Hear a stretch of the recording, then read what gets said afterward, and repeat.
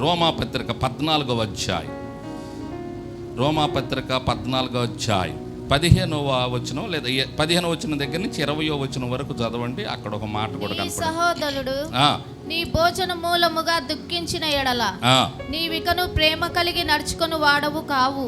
ఎందుకంటే ఇప్పుడు సంఘములో ఉండే మనుషుల గురించి చెప్తున్నా. సంఘములో ఉండే వాళ్ళు కూడా నిన్ను బట్టి ఎవరైనా అభ్యంతరపడ్డా, నీ తోటి సంఘబిడ్డ ఎవరైనా అభ్యంతరపడ్డా కూడా దేవునికి ఇష్టం ఉండదు. ఇప్పుడు నాకు మాంసం తినటం ఇష్టం, చక్రీకి మాంసం తినటం ఇష్టం ఉండదు.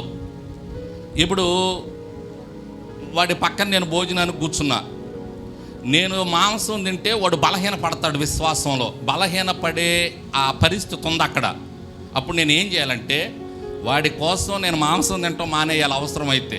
ఎందుకని? నా తోటి విశ్వాసి కాబట్టి, ఆ విశ్వాసంలో బలహీన పడకూడదు కాబట్టి, ఆ విశ్వాస కోసం నేను అవసరమైతే త్యాగం చేయాలా, పాడు చేయకూడదు, ఆ విశ్వాసిని బలహీనపరచకూడదు, అది దేవునికి ఇష్టం ఉండదు. ఆ విశ్వాస కోసం అవసరమైతే మనం ఏం చేయాలంటే కొన్ని త్యాగాలు చేయాలి. అక్కడ మాంసం గురించి చెప్తున్నాడు, ఇంక ఏమైనా చేయొచ్చు, మనం ఏమైనా చెయ్యాలి దేవుని కోసం. చదవండి, ఆ కింద చదవండి. ఎవని కొరకు క్రీస్తు చనిపోయెను వానిని నీ భోజనము చేత పాడు చేయబాక. యేసయ్య చచ్చిపోయాడు నీ కోసం, నా కోసం, మన అందరి కోసం. యేసయ్య తన స్వరక్తం ఇచ్చాడు, సంఘంలోనికి వచ్చాడు బిడ్డ, సంఘంలో విశ్వాసిగా ఉన్నాడు. ఆ విశ్వాసి నీ ఆహారం ద్వారా చెడిపోకూడదు. నీ కొంచెం తెలుసు అనుకో, నీకు కాస్త జ్ఞానం ఉంది, నువ్వు కొంచెం సీనియర్వి, జూనియర్ వచ్చాడు, జూనియర్ బలహీన పడకూడదు నీ భోజనం వలన, నీ చేష్టల వలన, నీ క్రియల వలన. ఇప్పుడు భోజనం అన్నాడు, అది మన క్రియలు కావచ్చు. అంత జాగ్రత్తగా ఉండాలి మనం.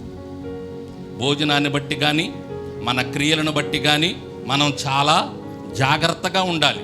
తినకూడని చోట తినకూడదు, తినాల్సిన తోట అవసరమైతే ఏం చేయాలా, తినాలి. ఎందుకంటే సంఘం బలహీన పడిపోకూడదు, నా తోటి విశ్వాసి బలహీన పడిపోకూడదు, నేను పాడు చేయకూడదు సంఘాన్ని అనేటటువంటి మనస్సుతో మనం వెళ్ళాలి. ఇదంతా ఎందుకు చెప్తున్నానంటే సంఘాన్ని ఎవరు పాడు చేయకూడదు అని చెప్తున్నా. సంఘంలో ఉన్నటువంటి బిడలంగా మనం ఎవరిని కూడా బలహీనపరచకూడదు, మోసం చేయకూడదు, పాడు చేయకూడదు.